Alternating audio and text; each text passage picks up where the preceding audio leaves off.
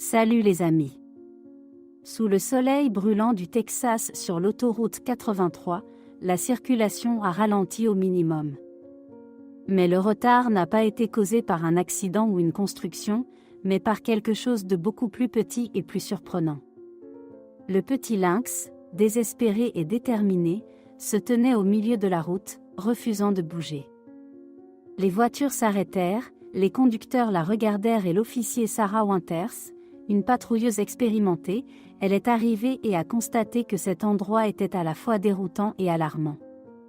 Sarah a vu sa part d'appels étranges, mais c'était différent. Le lynx n'était pas seulement perdu ou blessé, elle semblait essayer de communiquer. Ses yeux dorés s'arrêtèrent sur elle, et quand elle s'approcha doucement, elle remarqua l'éclat du métal sur sa jambe. Dispositif de suivi.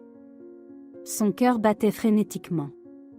Ce n'était pas seulement un animal sauvage, il était étiqueté et avait clairement besoin d'aide. Le lynx se précipite sur le bord de la route, puis elle s'arrêta en regardant Sarah, comme pour l'encourager à la suivre. Contrairement au bon sens, elle l'a fait. La créature l'a emmenée dans les buissons, ses mouvements étaient lents. Sarah a appelé des renforts par radio, sa voix était ferme, mais avec un mélange d'urgence. Je vais chercher un trot dans la forêt.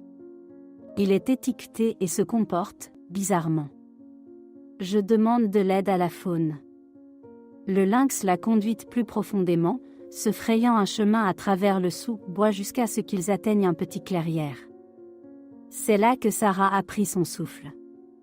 L'homme était inconscient, sa jambe était pressée sous un arbre tombé. Son visage était pâle, son souffle superficiel. Le lynx tournait autour de lui, émettant un faible, son triste.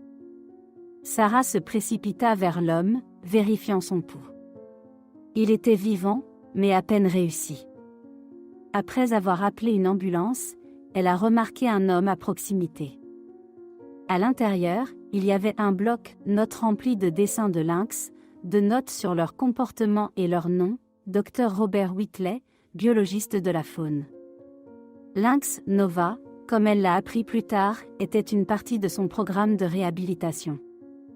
Nova a été élevée par des humains après être restée orpheline, et Robert la préparait à sortir dans la nature. Mais quelque chose a mal tourné. Lorsque les médecins sont arrivés, ils ont libéré Robert et l'ont emmené d'urgence à l'hôpital. Nova observa de loin, en gardant les yeux sur l'homme qui lui a sauvé la vie. Sarah est restée avec elle, calme. Tu t'es bien débrouillée, ma fille, murmura-t-elle. Tu l'as sauvée.